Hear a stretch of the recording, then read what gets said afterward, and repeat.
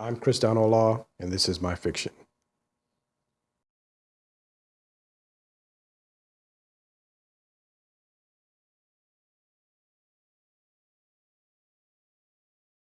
The aides scan for security and clearance, before advancing to the next war zone.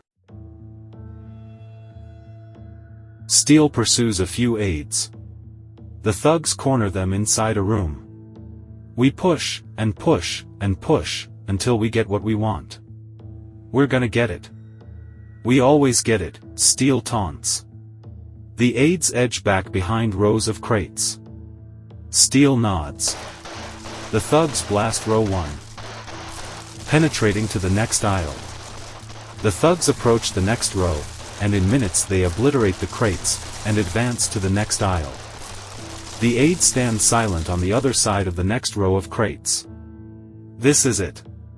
There's no return from death. You can give her up, call this whole thing off, or... The aides remain silent. Suit yourselves. Steele nods to his thugs. The thugs penetrate holes through the crates. We outnumber you. It's 4 of you. We almost double that. Still, no word from the aides. The thugs work their way through the crates, when blasts ring out from the ends of the row, 2 aides at one end and 2 aides at the other. They catch the thugs off guard. They bring the number of thugs down to 4.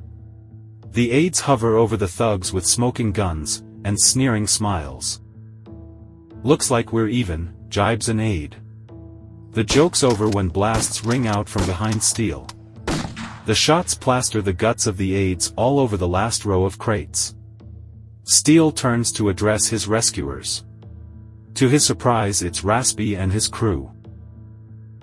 Raspy stares through his sunglasses at the head honcho.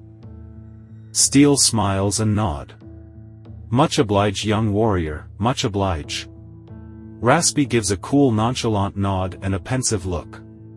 I hope there's no hard feelings about before. And all that boy stuff. I was wrong. I'm sorry. Raspy just peers into him. Friends? Steele reaches out to shake his hand. Raspy fixes a grin on his face. He examines Steele's hands through his glasses before reaching out his own. He shakes. Let's try and end this, Steele appeases. Steele goes to bark out an order to the thugs, when Raspy raises his weapon. He digs it into the back of Steele's head. Steele stops in his tracks. Raspy fingers the trigger and blows his brains out. Raspy watches the body drop like a ton of bricks onto the bloody concrete. Calmly, he looks up at the crew. Who's in command here? The thugs look at each other, speechless. I said. Who's in charge here? Slow to speak, and trembling with fear, the second in command calls out. When he's out of commission, I am. Raspy smiles. Well. Looks like he's out of commission. What's your name? Connors, sir. Okay, Connors. Let's get the girl, and stop the violence. Where would you like to begin, sir? Connors asks cautiously. Push them to the main hall. There's no way out. No exits. Yes, sir. The thugs disperse, and re-enter the battle. Mariel walks carefully through the row of crates. She scans.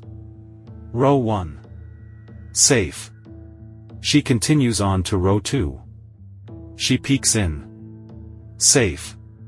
She makes her way to row 3. Footsteps sweep across the floor. She stops, checks her surroundings. A tingle of fear creeps through her nerves. She scans ever cautiously. She turns left, then right. The footsteps move swiftly. Mariel tries to determine the proximity. She is distracted by a toppling stack of crates bending down from above her. She ducks and dives away. The wrong way. Into a dead end. The footsteps crackle into the wood of a crate. The steps crackle closer to her. Mariel points her gun, and scans. The steps get closer.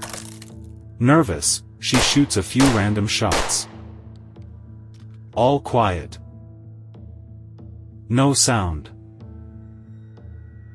Appearing from atop the row of crates, he descends upon her. No weapon. He wrestles with her. He grips the wrist with the gun. Mariel fights. But, she's no match for him. He powers her into the wall and forces her down. She strains out a helpless sob as he subdues her. He punches and slaps her face.